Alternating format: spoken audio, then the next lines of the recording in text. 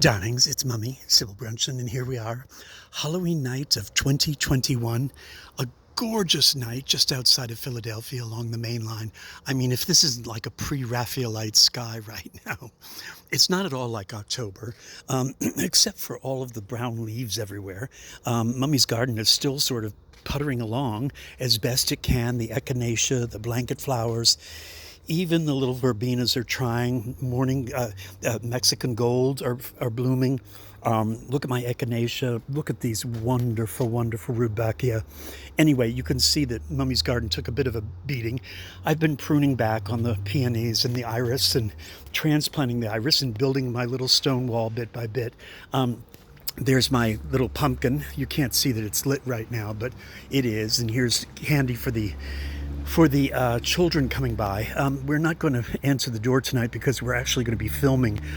George will be on QVC, so we won't be able to answer the door. So we're going to put the candy out and trust that everyone will be honorable. Anyway, I wanted to show you one thing, though, that's amazing. So here's the iris, sort of all buried, and I'm going to rake those leaves away. Everything's starting to go to sleep, as you can see. The hydrangea, obviously, doing well, but getting ready to sleep.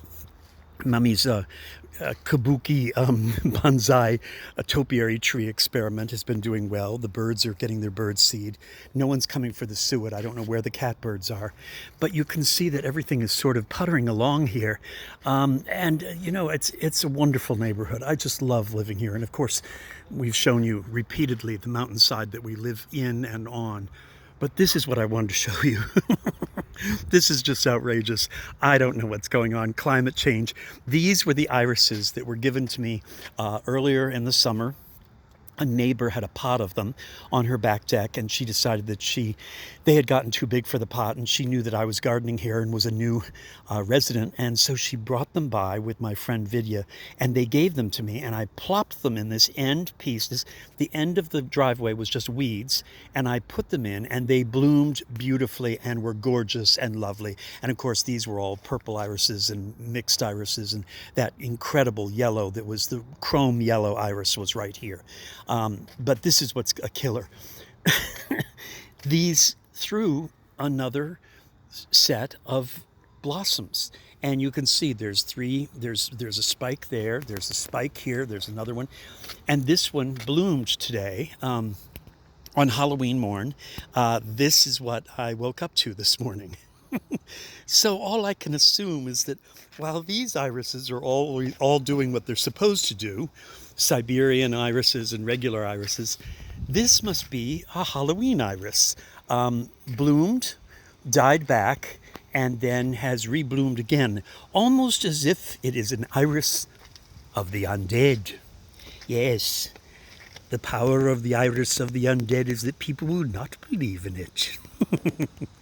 Interestingly, Edward Van Sloan, who played all those wonderful characters in Frankenstein and Dracula movies, is buried only about 15 miles from here in Bluebell, Pennsylvania. I don't know what his connection to Bluebell was, but he was born just outside of Minneapolis, where George and I used to go for work all the time. And he is buried just outside of where we now live. I've always adored Edward Van Sloan, adored him. He is one of my 10 favorite character actors in Hollywood's golden age.